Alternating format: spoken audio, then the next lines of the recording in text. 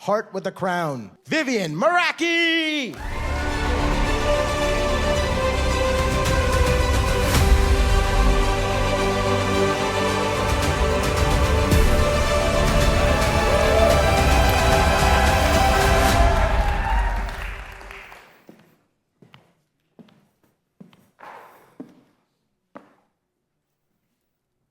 Oh, I'm not having kids. I was on a first date, and he asked me about them, and I told him. And he stared at me like I had two heads. And then this is wild. He spent the rest of the time trying to change my mind.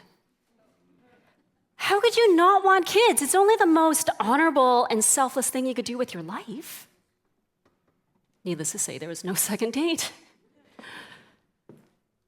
He didn't know, but no one was going to change my mind. I grew up feeling desperately alone. The kind of cultural stoicism that says emotions are weak and self-expression will be given to you. And my mom was actually really worried about me growing up because of how timid and reclusive I was. But I was timid because I'd learned that any form of self-expression was unsafe. And so I hid. I hid my tears, how unwanted I felt, and how hurt I was in my body, inside. And I didn't want to be a mom. Hell no.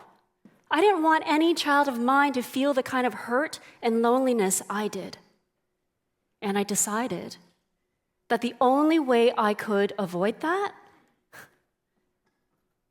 was to not have kids. Years later, I was talking with an older mom, and I told her, I'm scared of having kids and hurting them.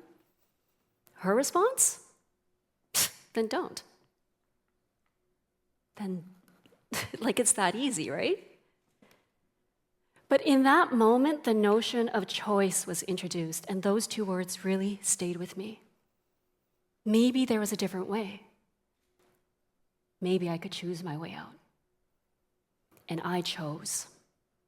I made it my mission to excavate old trauma, heal, and become the kind of woman who could choose not to harm. Today, I have two beautiful children who are my sun and my moon. And while on vacation, I bought my daughter a handbag that she'd been wanting for over a year. She was so excited when we got her this bag that she actually came home and took out all her markers and she decorated it. And then she came running up to me, Mama, look. And I looked and I could feel the heat rushing up my neck. My chest clenched as I stared at this bag covered in marker. And this old voice, are you stupid? What were you thinking? But what I said was, what if you change your mind? And just like that, I watched her face crumble and tears start welling up in her eyes. My heart stopped. Did I just make her feel the way I did my whole life? I screwed up. She went running from the room sobbing, and the bag dropped on the floor. And in that moment, I realized this wasn't about her, it was about me.